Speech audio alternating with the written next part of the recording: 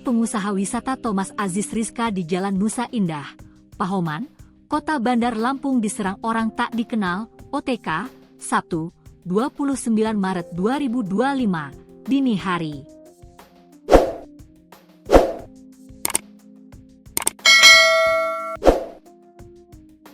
Peristiwa ini mengakibatkan seorang penjaga rumah Thomas Aziz Rizka bernama Sofyani meninggal dunia.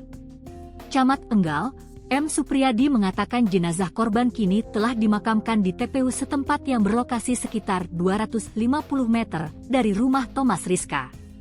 Adapun pemakaman tersebut turut dihadiri Wali Kota Bandar Lampung, Eva Duyana, Kapolresta serta Dandim setempat. Almarhum penjaga rumah Pak Thomas sudah dimakamkan jam 10.30 WIB tadi, ujar Supriyadi kepada Tribun Lampung, Sabtu, 29 Maret 2025.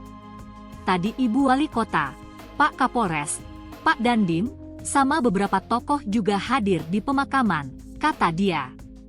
Supriyadi menuturkan, korban tewas merupakan security, penjaga, rumah yang telah bekerja hampir 20 tahun dengan Thomas Rizka. Penjaga rumah tersebut tewas dibacok senjata tajam oleh pelaku saat peristiwa penyerangan. Penjaga rumah ini kalau dari informasi yang saya terima sudah hampir 20 tahun kerja di sana, kata dia. Dia tewas saat keluar melihat kejadian penyerangan, tiba-tiba pelaku mengeluarkan senjata tajam, imbuhnya.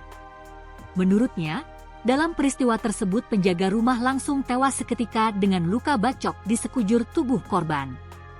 Adapun anak Thomas Rizka bersama rekannya berhasil melarikan diri dari serangan pelaku.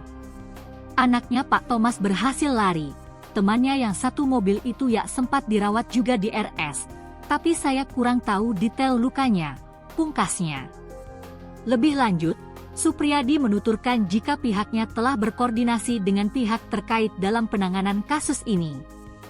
Kami sudah berkoordinasi semua, baik dengan Ibu Wali Kota, Polres dan Dandim, informasi di lapangan sudah disampaikan. Jadi selanjutnya sudah kewenangan penegak hukum, pungkasnya.